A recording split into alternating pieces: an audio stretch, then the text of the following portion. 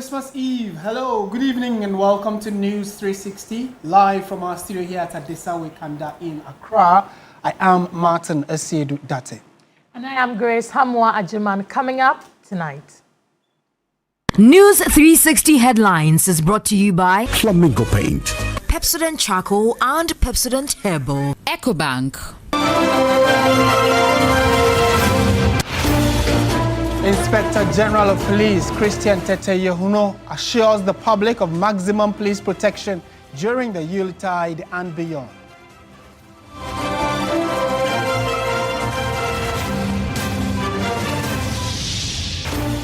Also in the bulletin, Driver and Vehicle Licensing Authority DVLA suspends rollout of its new license plates originally scheduled for January 2, 2026.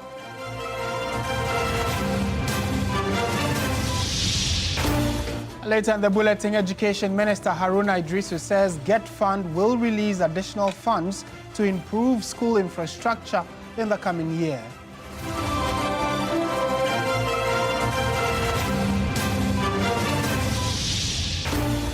And in business tonight, International Monetary Fund flags $214 million loss in Ghana's gold for reserve scheme and sustainability concerns.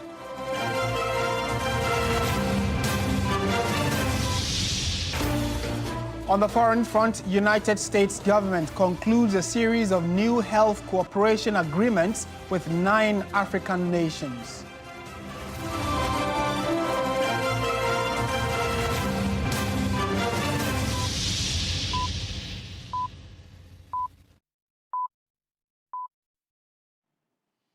We are live around the world on 3news.com, and you can always be a part of the show. Let's hear from you on the many stories we have for you tonight. And we are starting from issues regarding security, especially around this time.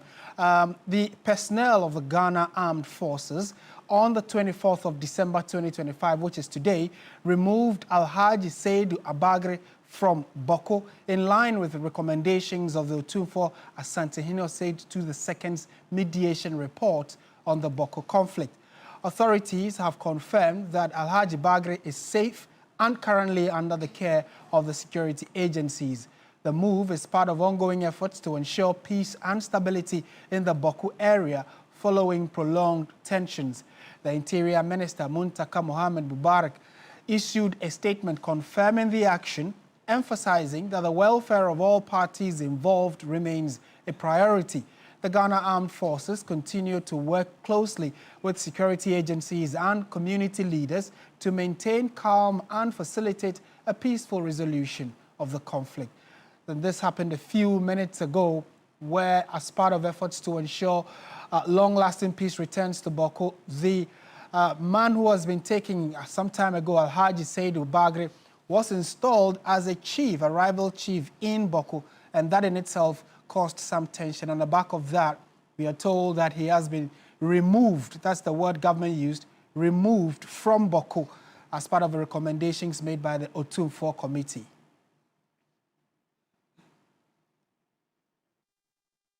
Let's do some other stories now. The Driver and Vehicle Licensing Authority, DVLA, has suspended the rollouts of its new license plates originally scheduled for January 2, 2026. Its Chief Executive Officer, Julius Nikwe Kote, says the suspension is occasioned by the failure to secure the necessary amendment to the Road Traffic Regulations 2012 LI 2180, which specifies the concerns and format of vehicle plates.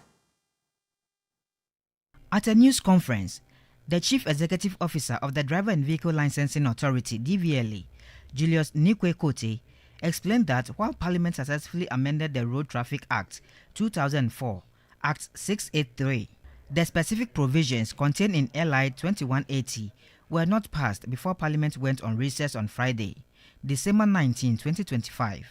He noted that until the legislative requirements are fully settled, the authority cannot proceed with the rollout of the new RFID embedded license plates.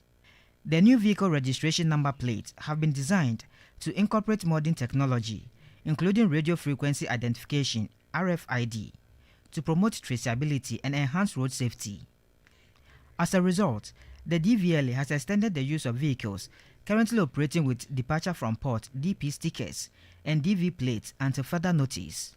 We have given extension to all DP stickers to operate, so we come back with another announcement. The same apply to DV, that is a defective vehicle plate, to also be used. Then, any company or individual who wishes to register can also do so in 2026. Just that you must be mindful of the fact that when the new ones are being rolled out, you'll be compelled to change and pay again. That is it. Meanwhile, the Vehicle Enforcement Association of Ghana, VEMAG, has filed an injunction at the High Court in Accra, seeking to restrain the Driver and Vehicle Licensing Authority, DVLA, from rolling out a digital or any new vehicle number plate registration system beginning January 2026. The suit was filed by Beminco Enforcement Limited and 26 other plaintiffs, all members of the Vehicle Enforcement Association of Ghana, VEMAG. However, the Chief Executive Officer of the DVLA says the authority is innocent of all accusations. Julius Nikwekote, CEO of DVLA, I have not cancelled or signed any new contract with regards to the new number plate. These VEMAG people came to me that they've been working with the authority and then they want to be part of it. And I said, oh, that's no problem. You guys went into tender with a gentleman who operates a company called Omel. So he's part of you. You went to the same tender with him. If he's won the contract and you want to do it, better go and meet him and then do what? Have a discussion with him. To your surprise, the one who won the contract is saying that he is willing to welcome the people coming to do the RFID. And those who never won the contract have rather gone to court. And we'll meet them in court. The DVLA is confident of rolling out its pending RFID license plate next year after the resolution of all outstanding issues. Stanley Niblew, TV3 News, Accra. With just a day to Christmas, consumers trooped to Accra's Central Business District for last-minute shopping. From heavy vehicular traffic to price fluctuations, both traders and customers are making the most of the final hours of the holiday. Grace Hamo-Ajiman has more on this report. The Christmas rush is here. The Central Business District of Accra choked with traders and shoppers. From Makola to Rollins Park, shoppers are on a mission, buying clothes, food items, decorations and gifts for Christmas, but not without the unpleasant congestion. Any watches, any Christmas hats, a channel. What do you mean? You can't even tell whether there are some ghosts amongst us. The whole place is too crowded. Some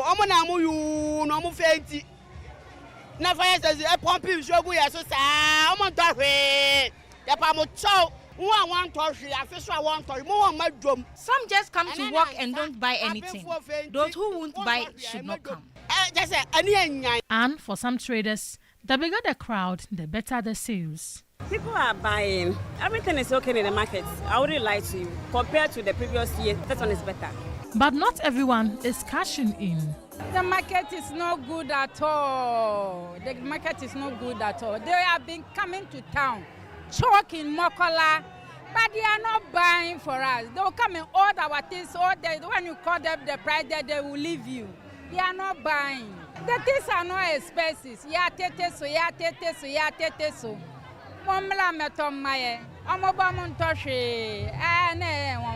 With pavement overflowing, many pedestrians were forced onto the road, slowing down traffic.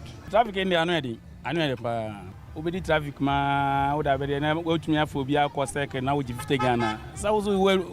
The traffic jam is very frustrating, and all of that adds to how much we charge. Despite the congestion, the mood remains festive as the Christmas season also means increased income for many traders. The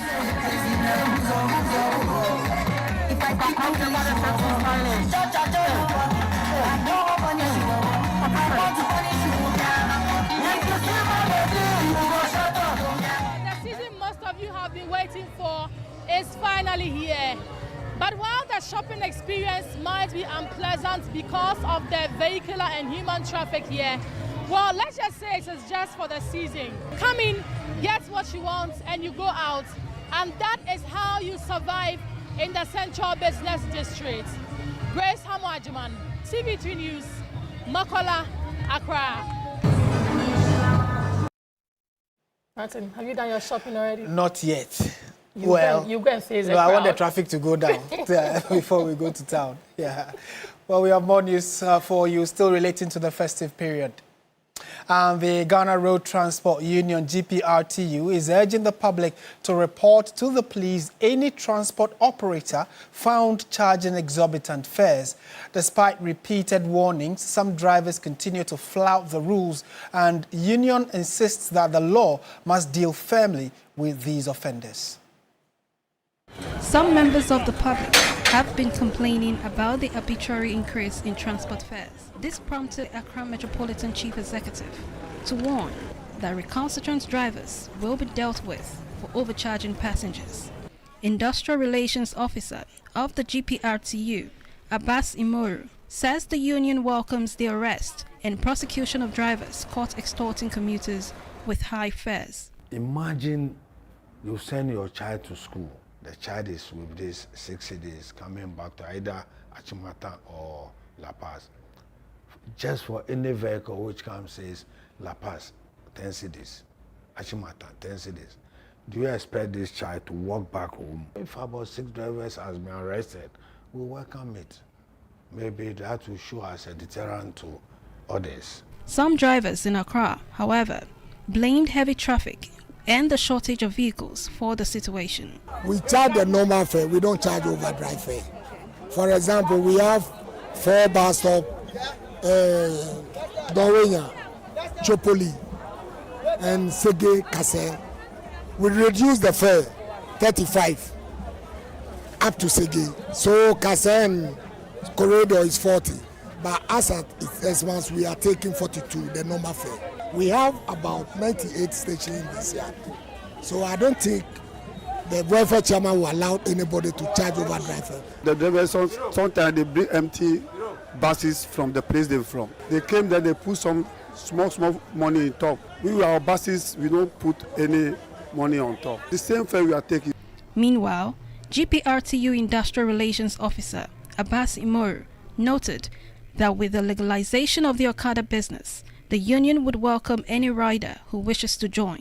Well, they are supposed to join any society, any union of their choice.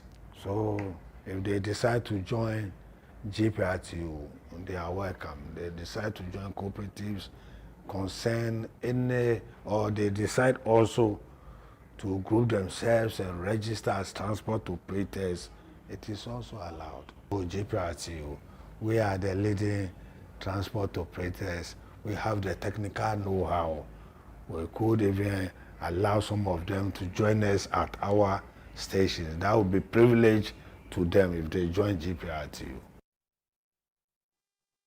Let's just stay with the festive season and talk security, because the Inspector General of Police, Christian Tesayonu, has assured the public of maximum police protection during the Yuletide and beyond. Speaking at the Ghana Police Service Carol Service, the IGP said adequate nationwide police deployment has been made to ensure the safety of lives and property throughout the festive season.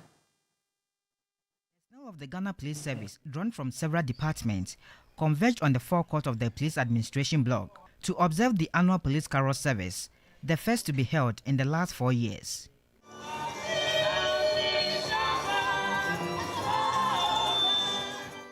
The event was attended by the Inspector General of Police, Christian Tesayonu, members of the Police Management Board, POMAB, and senior officers, choir groups from the Police CID, Police Hospital, Police Wives Association, Police Ladies Association, and the National Police Service performed various carol renditions in celebration of the festive season.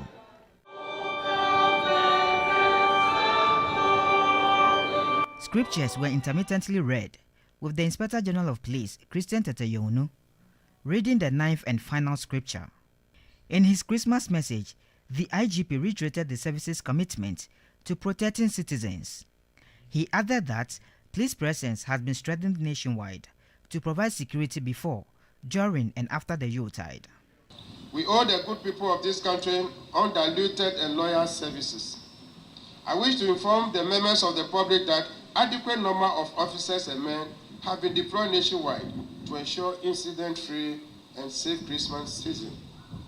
Patrols will be intensified both day and night in the cities, towns, and our roads.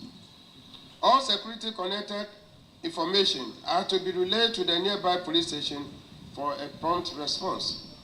A representative of the clergy emphasized the need for both Christians and Muslims to look beyond individual faith and coexist peacefully in the collective effort to protect the nation. It sends a powerful message that despite our different faith tradition, we stand united in the service, discipline, and commitment to peace in Ghana. For us as Muslims, Jesus is a noble messenger of God who was sent with a message of mercy, justice, humility, love for humanity. These values are not only Christian values, they are universal values. And they are also deeply rooted in my faith.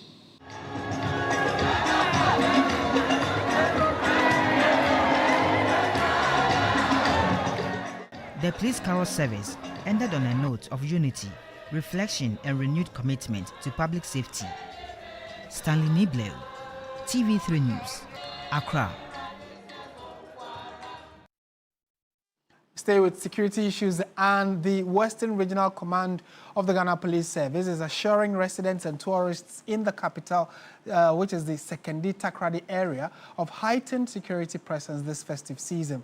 Regional Commander DCOP Frank Abrokwa says that the police have deployed personnel and logistics in four-pronged approach to ensure public safety and order this Christmas. Abraham Mensah reports.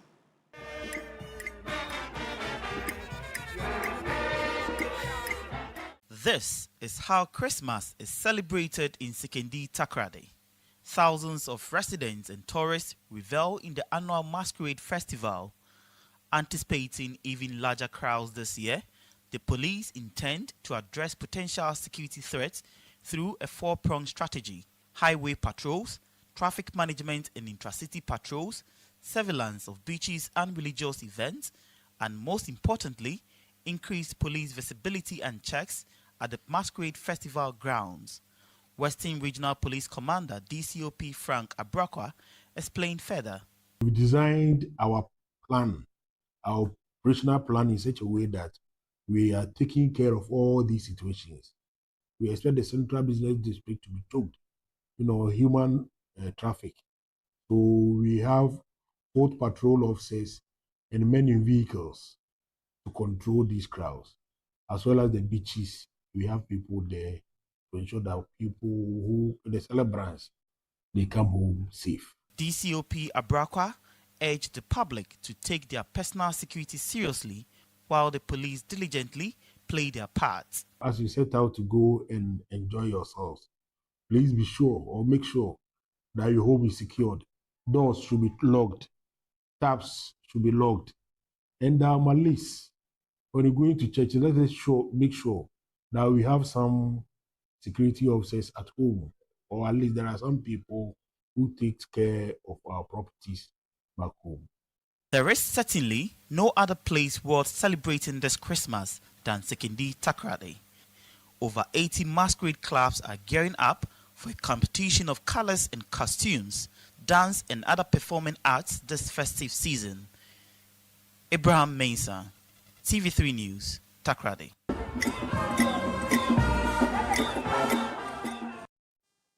And more than 100 police personnel have been promoted to various ranks by the Inspector General of Police, the Police Management Board, and the Police Council. The promotions were announced this afternoon and recognize officers who have rendered exceptional service towards crime reduction across the country. Beneficiaries include personnel from the Inspector General of Police's Special Operations Team and the Special Investigative Task Force commissioned by President John Dramani Mahama to probe the 2020 and 2024 election-related violence, which resulted in the loss of 8 lives. In addition, 40 officers who died in the line of duty between 2023 and 2025 were posthumously promoted. At the decoration ceremony, Inspector General of Police Christian Tete Yohunu justified the promotions, describing them as a reward for dedication, sacrifice and professionalism. In a year where we have lost 20 personnel in the fight against crime, they died in line of duty. It is very important to reward those who still fight, irrespective of what their colleagues have gone through. Second in command of the Election Violence Investigative Task Force, Chief Superintendent of Police John Kweku Lodonu pledged the team's commitment to unravel unresolved cases and revive investigations that have gone cold. Some of these incidents happened even before the election, but we were able to bring these cases back to life. We have succeeded in arresting suspects who are currently standing trial. Some are still on bail as we try to gather evidence and get them arraigned before court. We are not going to end our efforts. We will do more. We will go after the suspect. We will unravel all the cases assigned to us and bring all the perpetrators to justice. Leadership of the IGP Special Operations Team was represented by DSP Bawa Abdul Jalil, Superintendent of Police Augustine Dawson Amwa, and Superintendent Karim Mahama. They highlighted the task force achievements, including the fight against illegal mining, the restoration of peace in Binyuri, and the crackdown on illicit drug peddling in Tamale. People are making reference to the IGP Special Operations whenever it comes to the issue of Galamsey. Even though there's 9 months today, yet people still say the IGP Special Operations Team kudos to us and they need us. We promise we will continue to make sure that the Special Operations Team, wherever our services is needed, we will make sure that we deliver to keep the country safe until we say we are going on retirement. The promotions have significantly boosted morale among personnel of the Ghana Police Service. Stanley Niblo, TV3 News, Accra. And obviously a lot has happened in the security front, but let's shift our attention now to health-related subjects. And Chief Executive Officer of the Komfanoche Teaching Hospital, Dr. Pakwesi Beidu, has clarified that the Heal Komfanoche project has not been abandoned, contrary to public speculation. The project, he says, was temporarily halted to allow for an internal assessment and audit following the assumption of office of the new management and board. The Komfanoche Teaching Hospital is Ghana's second largest teaching hospital.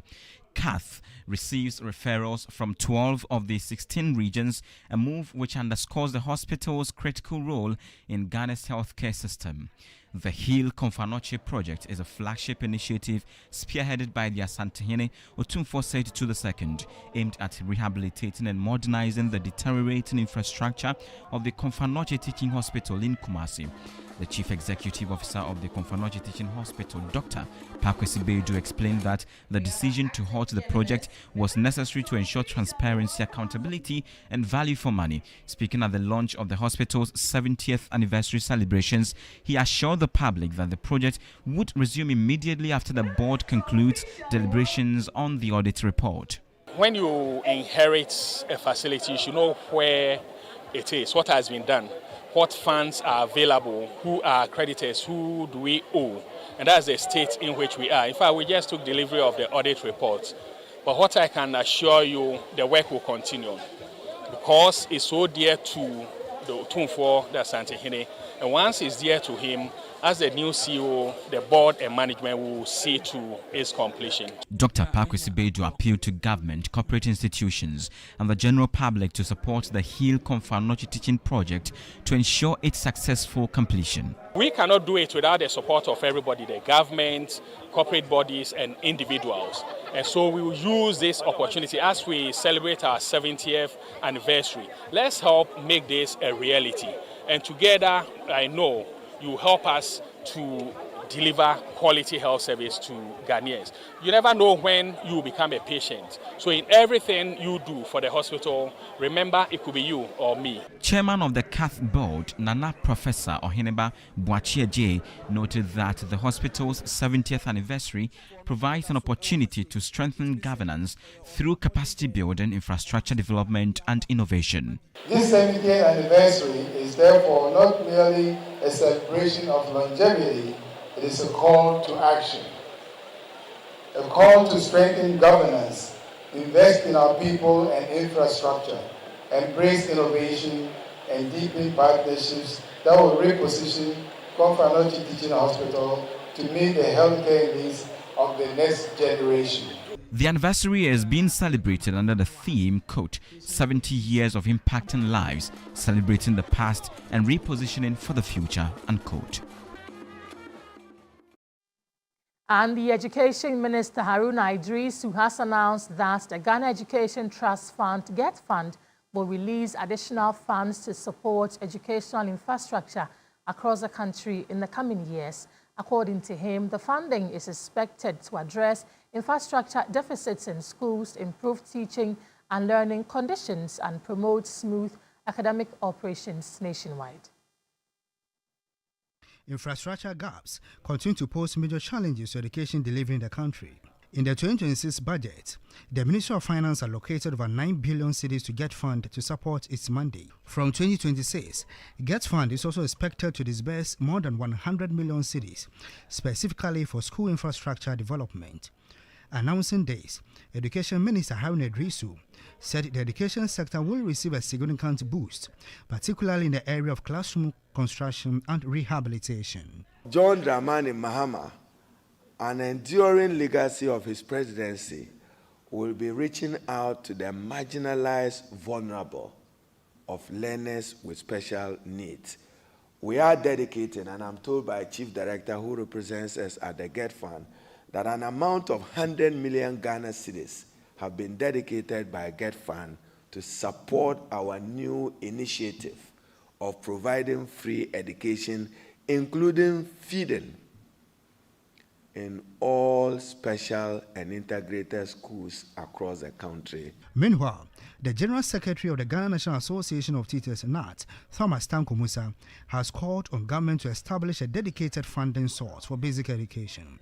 According to him, the basic level forms the foundation of the education system and requires sustained and targeted financial support. Where we are now, we need to do everything to make sure that we get dedicated fund for basic education, so that the school feeding program will not suffer any challenge. Feeding our children at the SHS level, the schools, the free SHS will not suffer any challenge, including all the TLMs and all the material that we need to ensure that our children are well taught. Musa acknowledged that the year 2025 has been challenging for the education sector, but commended teachers for their commitment and resilience. He also urged government to be prepared for negotiations on teachers' condition of service in the coming year. Still watching News 360 on TV3. Stay with us. We have business, sports and entertainment coming up shortly.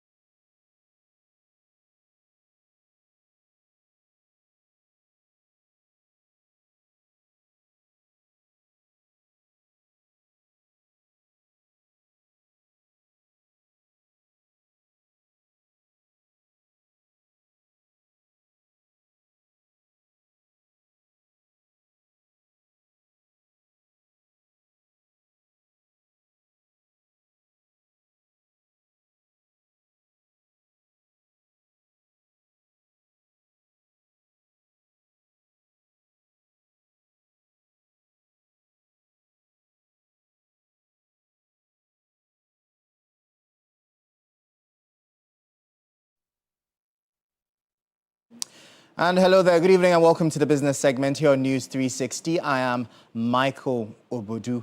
Now, a new report from the International Monetary Fund, IMF, has cast a shadow of a Ghana strategic gold buying program, revealing that the initiative incurred $214 million in losses during the first 9 months of 2025. While the newly established Ghana Gold Board was designed to formalize the artisanal mining sector and bolster national buffers, the IMF warns that the program now poses significant risk to the financial stability of the Bank of Ghana. Operational costs and trading shortfalls from the Ghana Gold Board have been identified as the major drivers behind losses under the Bank of Ghana's Gold for Reserve program, which climbed to $214 million within the first 9 months of 2025. The disclosure is contained in the International Monetary Fund's fifth review report on Ghana's 3-year extended credit facility program, which flags the losses as a key downside risk to the country's broader stabilization agenda. According to the fund, the losses were largely driven by trading losses incurred under the artisanal and small-scale mining door gold transactions component of the program, as well as off-takers' fees linked to gold board operations. Aside from the reported losses, the IMF cautioned that the rapidly expanding scale of the program, particularly since the creation of Gold Board, could expose Ghana to heightened risk. Meanwhile, Gold Board has responded to this, indicating that while it values and appreciates feedback and constructive criticism, it is important to clarify certain misconceptions. According to the entity, it has made no losses, but has rather made significant profits or surplus under its gold trading program in the year 2025. It says unaudited financial statements of the Gold Board published on its website bear this fact out and indicates that the institution is set to declare more income surplus of not less than 600 million Ghana cedis for the year 2025. The Chamber of Petroleum Consumers Ghana, COPEC, is urging government to properly resource Tema Oil Refinery TOR, saying its recent restart will only be meaningful if sustained. TOR resumed operations last week after years of inactivity, processing around 28,000 barrels of crude a day, about a quarter of Ghana's fuel demand. But COPEC says the focus should now be on ensuring the refinery does not slip back into crisis. We are happy that the young man put a Tema Oil Refinery understood the assignment that Ghana needs to get back to refining fuel in order that we can scale back on our import cover monthly. Analysts agree the restart could ease Ghana's import burden and help stabilize prices at the pumps. Yet they caution that without consistent investment, the refinery may struggle to reach full capacity. We are asking the finance minister to, as it were, give Ghanaians a better Christmas gift by putting some financing at the disposal of TOR, whilst ensuring that they are also not only sustainable, but they are very efficient in output. For now, TOR is not yet at full operations. Industry watchers say the coming months will show whether this revival marks a lasting turnaround for Ghana's energy sector. In a major pre-dawn strike on organized cybercrime, the Cybersecurity Authority, in collaboration with the National Security and the Ghana Police Service, apprehended 48 suspects during a high-stakes operation in the Dawenya Enclave in the Greater Accra region. The coordinated raid, which commenced at approximately 1:40 a.m. and concluded by 5 a.m. today, targeted 4 specific residential locations. The and 2 females are believed to be Nigerian nationals, primarily linked to sophisticated online fraudulent schemes. The operation uncovered a digital boiler room equipped with high-speed connectivity and advanced hardware. Security officials retrieved a significant haul of equipment used to facilitate illicit activities, including 54 laptops, 39 mobile phones, 1 Starlink internet device, highlighting the use of satellite technology to bypass local tracking, and 8 MTN TurboNet routers. Preliminary investigations suggest the group was involved in a wide array of cyber-enabled crimes that have increasingly plagued the sub-region in 2025, including romance scams, online investment fraud, impersonation, and illicit gold trading. While the operation successfully dismantled a major hub, the Cybersecurity Authority confirmed that one suspected ringleader, Austin Osas, popularly known as Austin, managed to evade arrest. Security agencies have intensified a manhunt for him and are calling on the public for any information regarding his whereabouts. This raid is the latest in a series of aggressive joint operations in 2025, following similar crackdowns in Tema and Dodowa, aimed at sanitizing Ghana's digital space and protecting both local and international victims. And that'll be all for the business segment here on News 360. A Merry Christmas to you. We'll bring you updates now from the currency and the commodities market.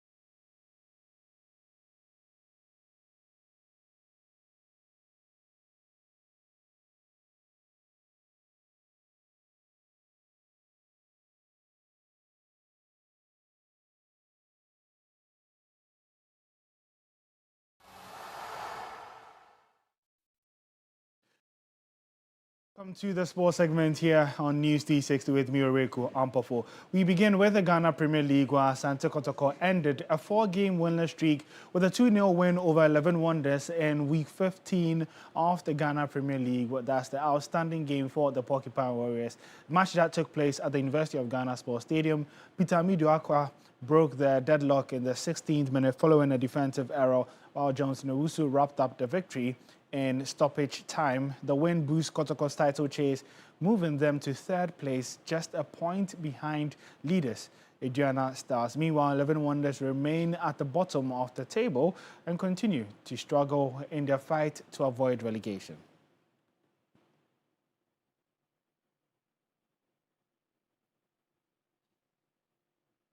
Away from football, the Minister for Sports and Recreation, Kofi Adams, has constituted a 10-member committee to oversee the hosting and organization of the 24th African Senior Athletics Championship set to take place here in Accra.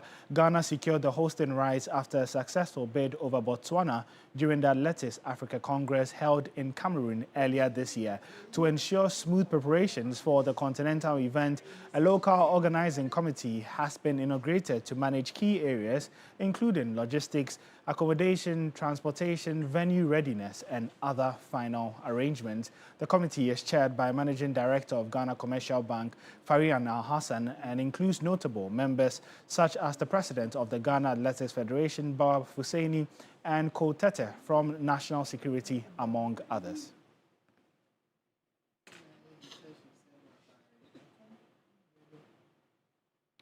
Well, let's do some more here on the sports segment. And Ghana Athletics Federation President Bawa Fuseini has expressed confidence that the newly inaugurated members possess the technical expertise and capability to successfully carry out their duties. These are people that have tried and tested, people that have done similar things. So I'm not scared about the time limit. What is most important is the quality of the people that are on board. And I know we are going to deliver. A lot of work has been done behind the scenes because we knew that we were going to host and we knew that the inauguration will come out. So we started working with the University of Ghana, athletes accommodation, coaches accommodation, the technical team. We've done some work, but when the LOC is being inaugurated, we'll offload all. Well, that was Bawa Fuseini. But before we go, let's bring you some updates on the ongoing Africa Cup of Nations. And today was a big day for Algeria, who began their campaign, and they were comfortable 3-0 victors over Kwesi Appiah's Sudan after Sudan had to play a majority of the game with a man down after receiving a red card in that game. Burkina Faso also earlier needed 2 goals in stoppage time to beat Equatorial Guinea 2-1. Amad Diallo's strike for Ivory Coast was enough as the reigning champions started with the victory over Mozambique. Later tonight, there's Cameroon versus Gabon as well. Or you can get updates of these games and more on our social media handles at 3Sports. My name is Oreku Ampofo, and Merry Christmas in advance.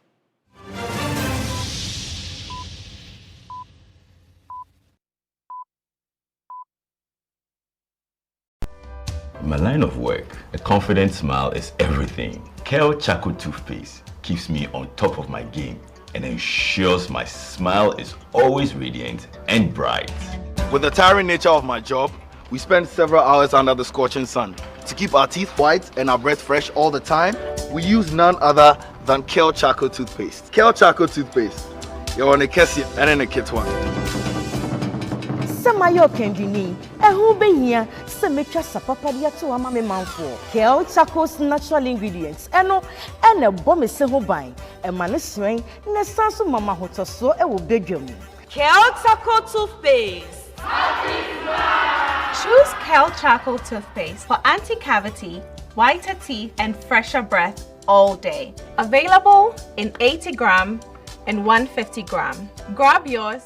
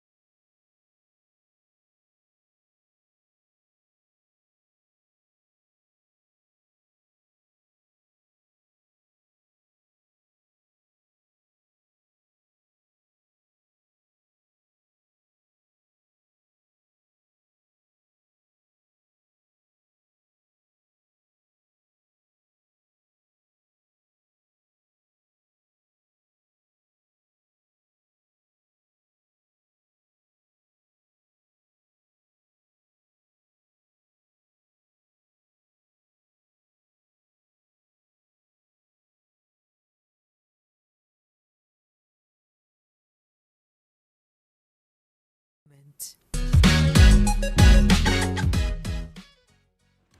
Well, good evening and welcome to the entertainment news segment here on News 360. My name is Noella Donko. Now, the winner of Ghana's Most Beautiful 2025, Etonam, alongside her runner-ups, Asakia and Sika, have departed Ghana for Dubai, where they are expected to embark on a week-long tour. Now, during their stay, the GMB Queens are scheduled to visit several of Dubai's iconic and historical landmarks, including Dubai Museum, Jumeirah Mosque, the Jumeirah Beach, and the Mall of the Emiratis, among other notable attractions.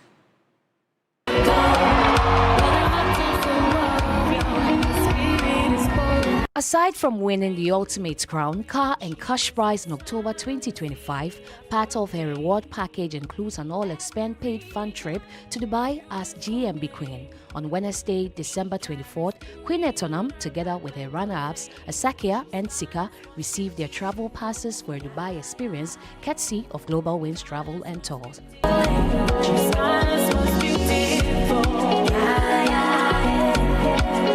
Together, the Queens say they are looking forward to an exciting and fun-packed week in Dubai. Really excited to have this first-time Dubai experience, and what I am looking forward to is the underwater zoo tour. I can't wait to have that. I really love it.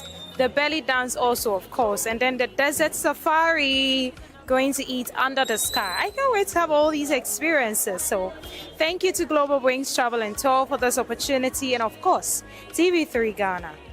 The Queens expressed their appreciation to TV3 and Global Wings Travel and Tours for making the trip possible. Going to Dubai has always been on my bucket list, and I can't wait to experience sunboarding and then eating on the desert and taking all the nice pictures and the mall and all of that. And I'm really excited to be here with my sisters. And please, just for you to know, I am not homesick at all. And we are clocking it. Clock it. The group is expected to return home on Tuesday, December 30th. So they are going to spend 7 days in Dubai. Today is the first day. The second day, they will be on the Marina cruise in Dubai. They'll go to the desert safari and they'll have dinner under the sky in Dubai. After, they'll do full-day Dubai tour. They'll do full-day Abu Dhabi tour. They'll visit the aquarium and underwater zoo. They are going to experience Dubai at its best and during Christmas as well. And that's it for the entertainment news segment here on News 360. My name is Noella Donko. And thank you, Noella. That's it for the package. Thank you so much for watching the Christmas Eve edition of News 360. I am Martin Asiedu Date. And I am Grace Hamwajiman. Tomorrow is Christmas Day. We can't wait to come your way again with another edition of News 360. Good evening. Bye for now.